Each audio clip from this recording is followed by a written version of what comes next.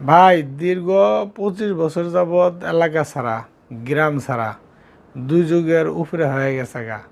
এখন এলাকার যে কথা, এলাকার আও, এগুলা ভুলে গেছি গে।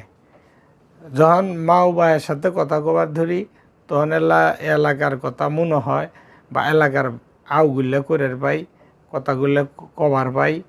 আঙ্গর এলাকার যে আঞ্চলিক আও, আঞ্চলিক কথা, এই কথাগুলো তখন কবার পাই। কিন্তু যখন অন্য এলাকার লোকের সাথে কথাও কই, অন্য এলাকার লোকের সাথে আও করি, তখন নিজের দেশের এলাকার ভাষাটা আর কবার পাই না, নিজের দেশের আও আর করে পাই না।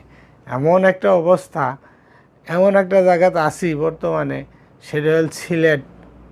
জানেনই তো ভাই সিলেটের ভাষার অবস্থা। বাংলাদেশের মধ্যে দুইটা জায়গার ভাষার অবস্থা খুব করুণ। সেটা হইল এডা হইতাছে সিলেট। এই সিলেট আছি আজকে 3 বছর যাবৎ। সিলেটের আও তো বুঝি না। আবার সিলেটের মানুষের সাথে আমার যে মাতৃ ভাষা বা মায়ের কথা, মায়ের মুহের আও, আমার এলাকার যে ভাষা, এই ভাষা যে সিলেটের লোকের সাথে কমু, ওরাও আমার কথা বুঝে না। তারপরে সিলেটের আগে ছিলাম চট্টগ্রাম, চিটাগাং বহুদিন। চিটাগাং এমন একটা জায়গা, ওই সিলেটের চেয়েও কম না। চিটাগাঙ্গের কথাও বুঝি না, আঙ্গর কথাও চিটাগাঙ্গের লোক বুঝে না, আঙ্গর আও বুঝে না, চিটাগাঙ্গের আও আমরা বুঝি না।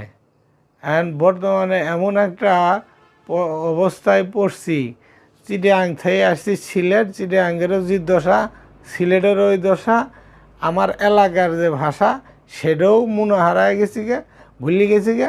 কারোর সাথে যে একটা সুখ দুঃখের আও করমু, এই আও করার মানুষটা বর্তমানে নাই। কি আর করমু, ওই বাড়িতে গেলে তাও এলাকার মানুষের সাথে গপ্প টপ্প করি, আও করি।